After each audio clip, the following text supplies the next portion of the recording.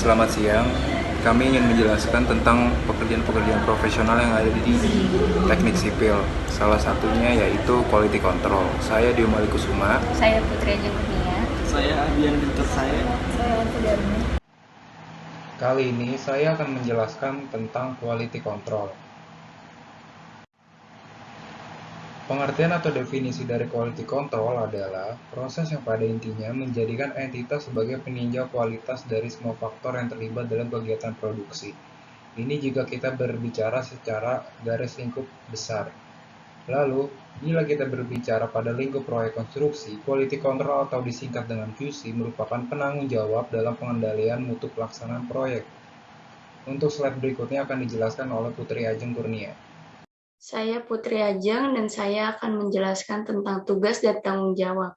Yang pertama, membuat perencanaan kegiatan operasional, yaitu menyusun rencana inspeksi dan tes untuk material datang, serta rencana inspeksi dan tes proses pekerjaan di lapangan.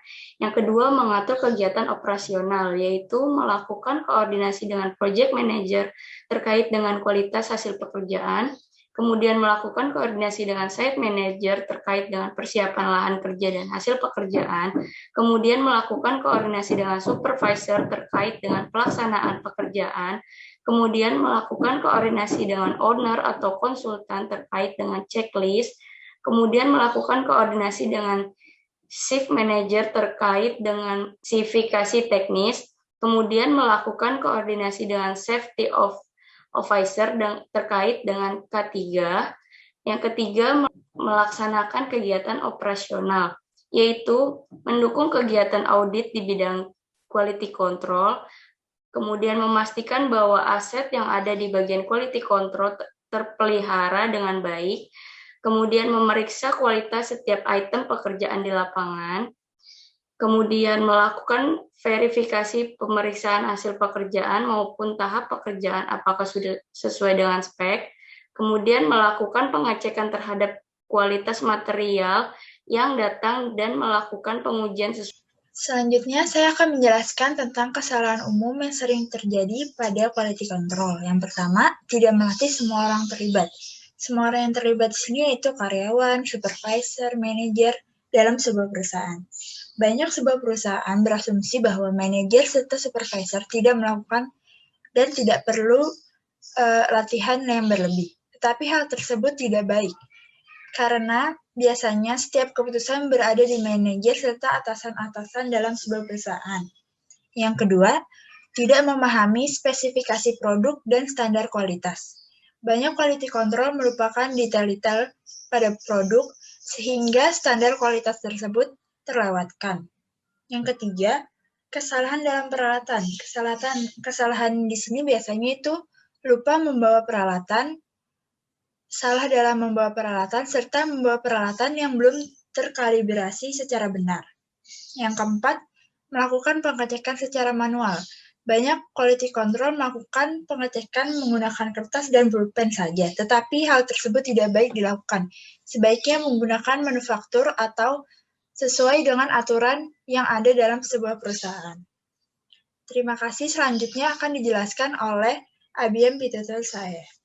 Ya, saya Bian, saya akan menjelaskan tentang penerapan pada real project dalam quality control.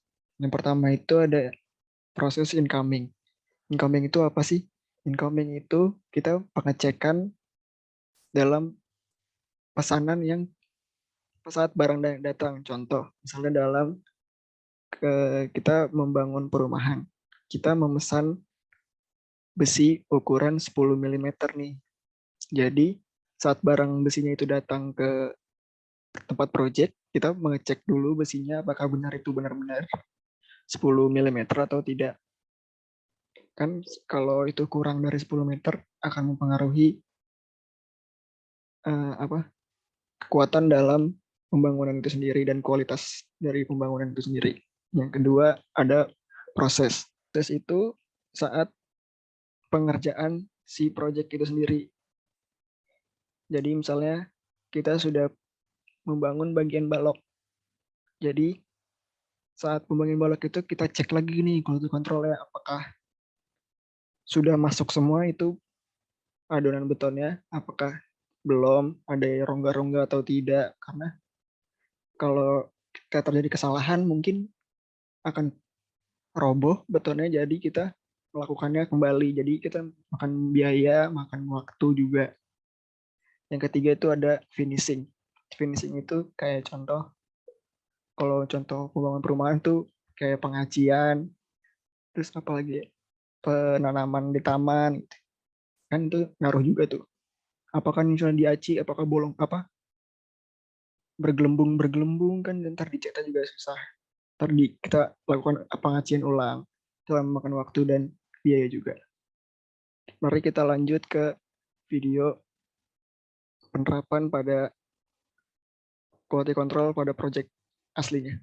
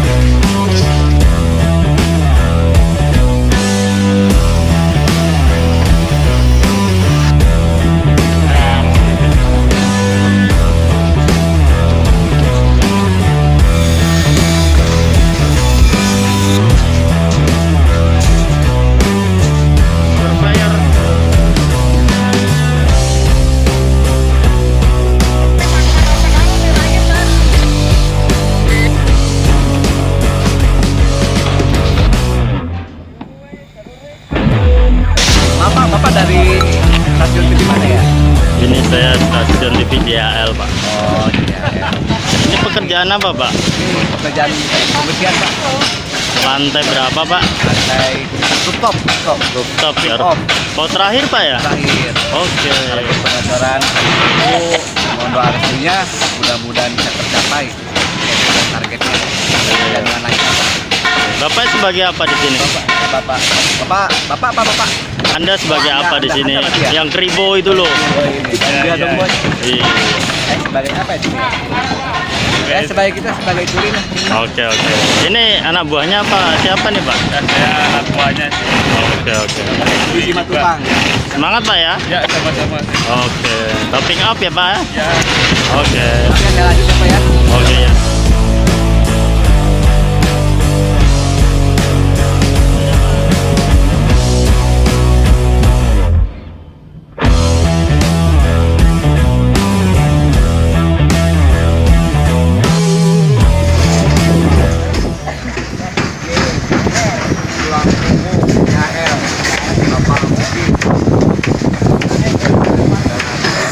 Habis topping up kemana, Pak? Pulang kampung. Oh, ada proyek di sana. Ada. Apa? Ya betul. Proyek sama ibu rumah tangga di kampung. Asik.